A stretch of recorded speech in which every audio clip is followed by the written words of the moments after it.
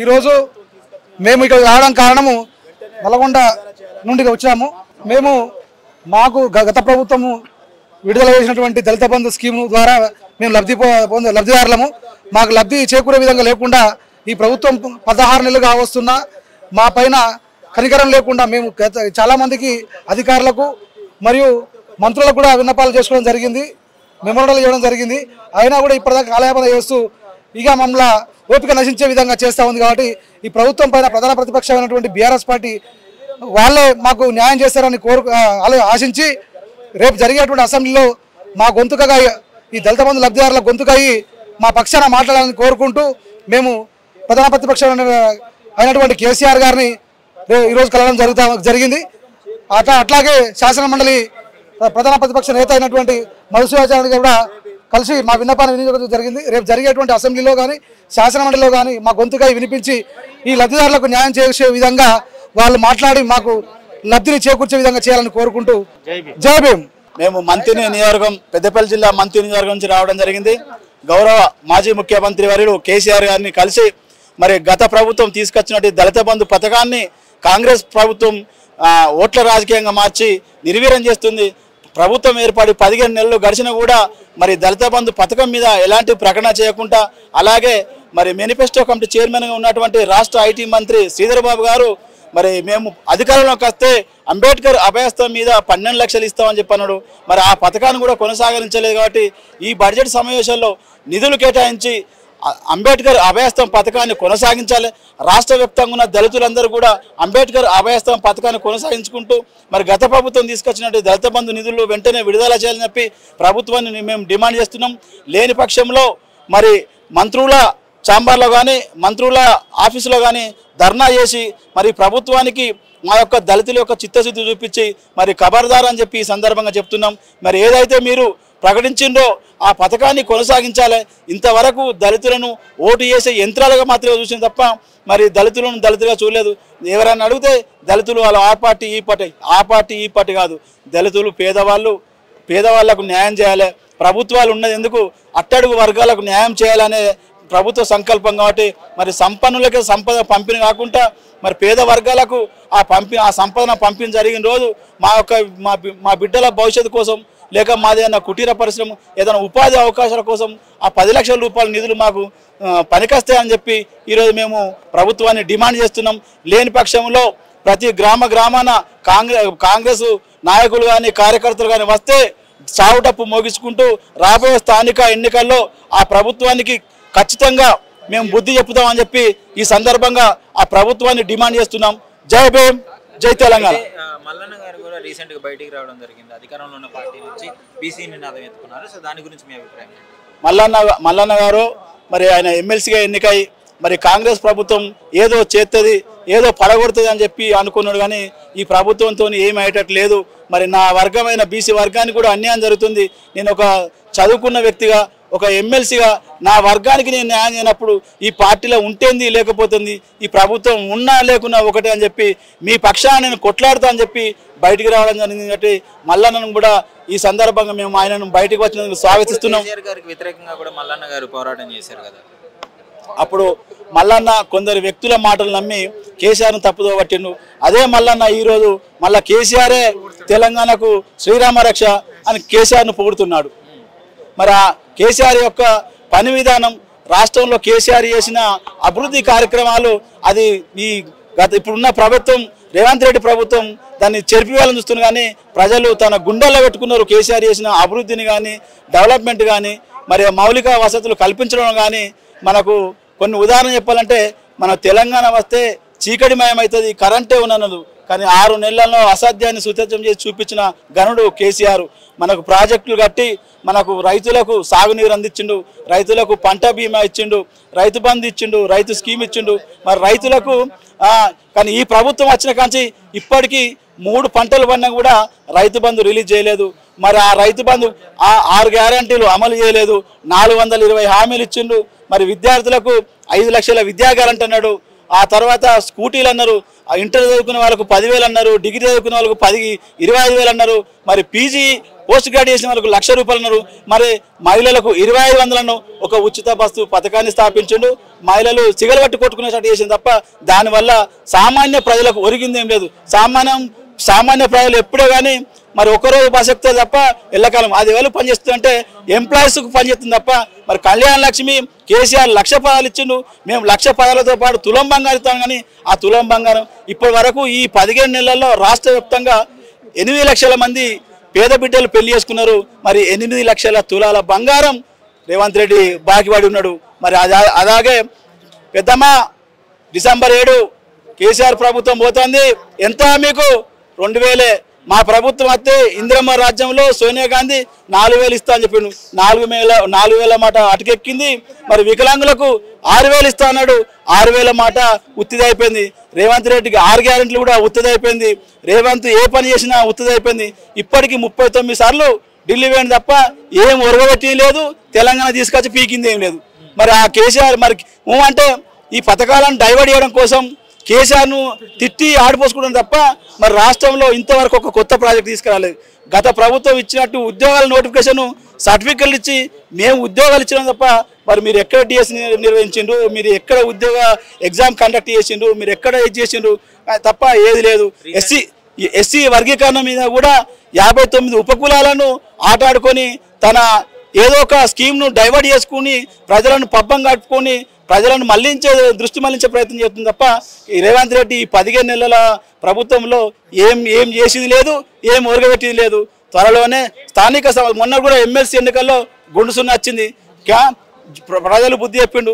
రాబోయే స్థానిక ఎన్నికల్లో కూడా కాంగ్రెస్ పార్టీకి గ్రామాన బుద్ధి చెప్పే రోజులు వచ్చినాయి, వస్తాయి కూడా.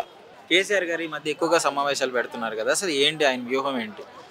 ఖచ్చితంగా గత ఎలక్షన్లో మాకు ప్రధాన ప్రతిపక్ష హోదా ఇచ్చారు కాబట్టి ఖచ్చితంగా ప్రజల కోసం పోరాడాలి కాబట్టి అనునిత్యం ఎమ్మెల్యేలకు ఎమ్మెల్సీలకు దిశానిర్దేశం చేయడం జరుగుతుంది. వారు మన ఫామ్ హౌస్ నుంచి కూడా అనునిత్యం ప్రతి ఒక్క ఎమ్మెల్యేలను ఎమ్మెల్సీలను కలిసి ప్రజాక్షేత్రంలో ఎలా పోరాడాలి, ప్రజలకు ఏదైతే కాంగ్రెస్ 6 గ్యారంటీలు 420 హామీలు ఏవైతే ఇచ్చి మోసం చేసిందో ఈరోజు మోసం చేసి గద్దెనెక్కి రైతాంగాన్ని పూర్తిగా వాళ్ళని ఈరోజు రైతు ఏడుస్తే ఆ రాజ్యం బాగుండదని మనం గట్టిగా దాన్ని విశ్వసిస్తామన్నమాట. అదే జరుగుతుంది. ఎందుకంటే కేసీఆర్ గారు కట్టిన గొప్ప ప్రాజెక్టు కాళేశ్వరం, అది ఇప్పుడు దాని నుంచి నీరు వదలక రైతులని అందరినీ కూడా హింస పెట్టడం జరుగుతుంది. నీరు లేకపోతే రైతు పంట ఎండవాలి. సాగునీరుకి తాగునీరు కట్టిందే కాళేశ్వరం లాంటి ప్రాజెక్టు. మీకు కక్ష ఉంటే కేసీఆర్ గారి పైన తీర్చుకోవాలి, జైల్లో పెట్టండి. కానీ పేద ప్రజలను ఎందుకు మీరు హింసిస్తున్నారనేది కూడా ఆలోచించారు. రైతుల పరిస్థితి ఎట్లుంది, ఇప్పుడు ఎట్లుంది? అదే నేను చెప్తున్నా, మేనిఫెస్టోలో లేనిదే రైతు బంధు. కేసీఆర్ గారు 10,000 ఇవ్వాల్సిన ఆలోచన ఈ దేశ చరిత్రలో ఎవరికి కూడా రాలే ఆలోచన. అలాంటి పథకాన్ని రచించింది కేసీఆర్ గారు. ఒక ఆడబిడ్డ ఇంట్లో పెళ్ళి అయితే కళ్యాణ లక్ష్మి ఏదైతే రచించారో అది కూడా కేసీఆర్ గారు. కంటి వెలుగు తెచ్చింది కేసీఆర్ గారు. కడుపుతోనున్న గర్భిణీ స్త్రీలకి కేసీఆర్ కిట్ ఇచ్చింది కేసీఆర్ గారు. ఇలాంటి పథకాలన్నీ చెప్పుకుంటూ పోతే మనకి ఈ రోజు కూడా సరిపోదు. అలాంటి పథకాలు రచించింది కేసీఆర్ రెడ్డి గారు. అంటే 10 ఏళ్ళు దోచుకున్నారు తెలంగాణ రాష్ట్రాన్ని అని చెప్పేసి మాట్లాడాడు కదా, దాని గురించి. అదే ఇప్పుడు కేసీఆర్ గారు దోచుకున్నారు అది అంటే ఆధారాలు మీరు నిరూపించాలి. అధికారంలో ఉన్న స్వయంగా నువ్వే ముఖ్యమంత్రివి, హోంశాఖ మంత్రివి కూడా నువ్వే. ఎంక్వైరీకి వేస్తే తెలుస్తుంది. అనునిత్యం అప్పులు చేసినారు, రాష్ట్రాన్ని ముంచినారంటే కేసీఆర్ అప్పు చేస్తే సెక్రటేరియట్ కట్టింది, కేసీఆర్ అప్పు చేస్తే యాదాద్రి కట్టింది, కేసీఆర్ అప్పు చేస్తే ఈ ఏదైతే రైతు బంధు అనే పథకాన్ని రచించండి, కేసీఆర్ అప్పు చేస్తే ఫ్లైఓవర్లు నువ్వు తిరిగే ఏవైతే ఇప్పుడు విలాసవంతంగా ఏదైతే ట్రాఫిక్ లేకుండా తిరుగుతున్నావు అవన్నీ కట్టింది కూడా కేసీఆర్. కాళేశ్వరం లాంటి ప్రాజెక్టు కట్టింది కేసీఆర్. మీరు ఏదో మూసి పురనిధులు అనేది తీసుకున్నారు, దాంట్లో తీసుకొని 1,50,000 కోట్ల అవినీతి చేద్దామని చూసారు.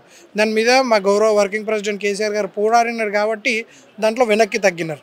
అంటే ఈ పక్క రాష్ట్రాలలో ఎలక్షన్లు జరిగినా ఏవి జరిగినా కూడా తెలంగాణ రాష్ట్ర సొమ్మును కొల్లగొట్టాలి, అక్కడ ఉన్న ఎలక్షన్లలో ఖర్చు పెట్టాలి. అందుకే ప్రజలు కూడా గమనించాలి. ప్రాంతీయ పార్టీ ఉంటే తెలంగాణ కోసం పోరాడగల ఏకైక పార్టీ బీఆర్ఎస్ అని చెప్పి ప్రజల నుంచి కూడా స్వచ్ఛందంగా ఈరోజు మనం చూస్తున్నాం అనమాట. ఎందుకంటే గతంలో 50-60 ఏళ్ళు ఇది మన టీడీపీ కానివ్వండి కాంగ్రెస్ పరిపాలించి 200 పింఛన్ ఎన్నిక కూడా కింద మీద పడుతున్నాయి. అలాంటిది కేసీఆర్ గారు 2,000 పింఛన్ తీసుకుపోయింది కూడా కేసీఆర్ గారు ఘనత కదా. ఇవన్నీ ఏవైతే కేసీఆర్ గారు చేసిన ఘనత ఈ 10 ఏళ్ల కాలంలో ఇవన్నీ కూడా ఈరోజు ప్రజలందరూ కూడా దాన్ని గమనిస్తున్నారనమాట. కేసీఆర్ గారే ఈ రాష్ట్రానికి శ్రీరామ రక్ష, వారి బీఆర్ఎస్ ప్రభుత్వమే ఈ తెలంగాణ కవచంగా మారిందని చెప్పి కూడా ప్రజలందరూ కూడా భావిస్తూ ఉన్నారు. మల్లన్న గారు కూడా ఈ మధ్య కేసీఆర్ గారికి కొంచెం పాజిటివ్గా మాట్లాడడం జరుగుతుంది. సో దాని గురించి ఏమంటారు? అంటే ఇక వారు ఇంతకుముందు కాంగ్రెస్ బీఫామ్ మీద గెలిచిన ఎమ్మెల్సీనే వారే బీసీ కులగణనని కాల్చివేయడం జరిగింది. దానికి సస్పెండ్ చేశారు. ఎందుకంటే ప్రజల కోసం ఎవరు కొట్లాడినా పర్వాలేదు, కానీ న్యాయం కోసం పోరాడాలి. మెచ్చుకున్నారంటే ఇక వారే మా పార్టీలోకి వచ్చేది లేదు. కానీ ప్రజల పక్షాన కేసీఆర్ గారు సకల సర్వే చేస్తే కేవలం ఒక్క రోజులో చేయడం జరిగింది. అదంతా కూడా ఒక ప్రభుత్వ వెబ్సైట్లో పెట్టడం జరిగింది. వాళ్ళ ముఖ్యమంత్రి బీసీ కులగణన చేసి ఎక్కడైనా జనాభా పెరుగుతుంది తప్ప దేశవ్యాప్తంగా కూడా తగ్గింది ఎక్కడన్నా? అంటే ఎక్కడన్నా బీసీలు చనిపోయినారా? దానికి పూర్తి ఉదాహరణ కూడా అసెంబ్లీ ఆగమేఘాల మీద పెట్టేసి కేవలం అసెంబ్లీ పెట్టిన నిమిషానికే విరామం తీసుకొని మేము దానికి ప్రిపేర్ అయ్యం లేదు అంటే, మీరు ప్రతిపక్షంలో ఉన్ననాడు ప్రిపేర్ అయ్యలేరు, ఈరోజు పాలక పక్షాలు ఉన్నా కూడా మీరు ప్రిపేర్ అయ్యలేరు. మరి మీ జీవితాంతరం ఎప్పుడు ప్రిపేర్ అయి ఉంటారు? అంటే చిత్తశుద్ధి ఎందుకు? వాళ్ళకి చిత్తశుద్ధి, ప్రజల పట్ల ప్రేమ లేదు.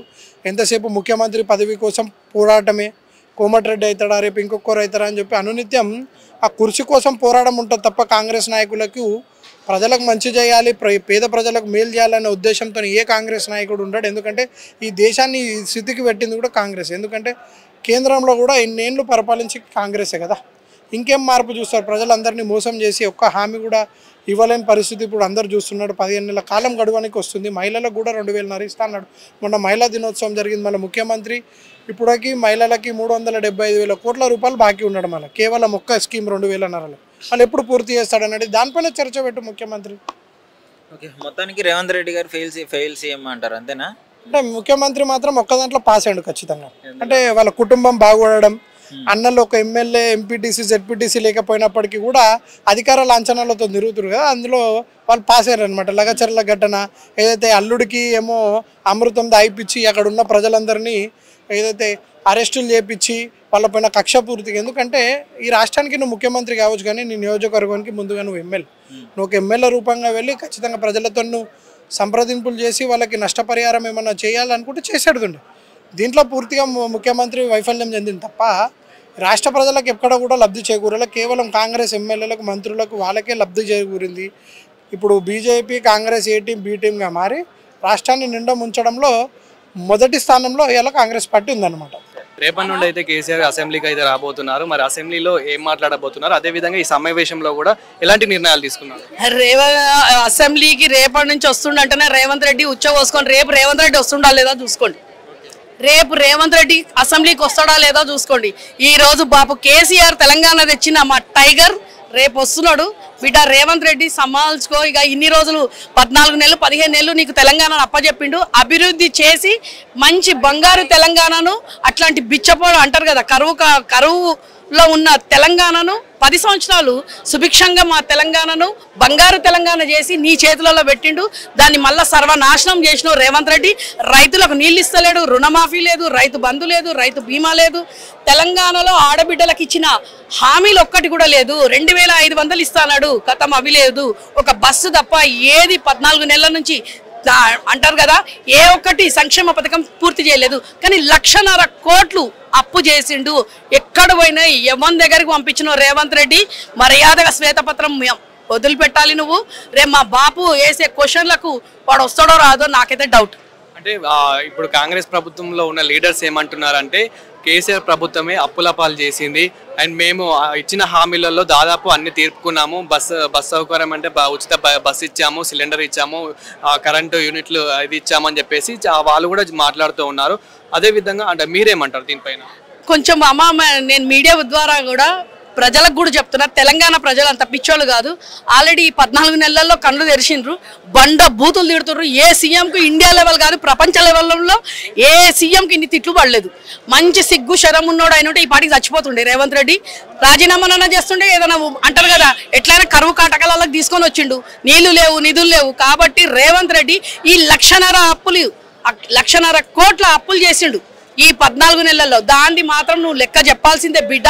నువ్వు ఏ సంక్షేమ పథకానికి ఎంత నువ్వు చేసినావు, ఎవరికి ఎన్ని ఇచ్చినావు, ఎక్కడ రాహుల్ గాంధీకి ఎంత ఇచ్చినావు, మోదీ గారికి ఎంత ఇచ్చినావు చెప్పాలి రేవంత్ రెడ్డి. అదేవిధంగా మేడం ఇప్పుడు కేసీఆర్ గారు రైతుల గురించి ఏం మాట్లాడడం జరిగింది? ఆయన కవిత గారు కానివ్వండి, హరీష్ రావు గారు కానివ్వండి, సో ఏం మాట్లాడడం జరిగింది? ఏం మాట్లాడడం జరగడం ఏందమ్మా, దిశానిర్దేశం ఇచ్చిండ్రు ప్రజలకు 6 గ్యారెంటీలు.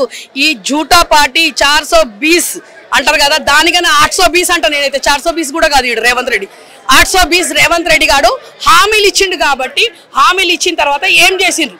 ఏం చేసిండ్రు, ఎంత ఇచ్చిండ్రు, ఆ హామీలన్నీ మళ్ళా అంటారు కదా నడ్డి వంచి బాంతో చేపించే వరకు వదిలిపెట్టేది లేదు.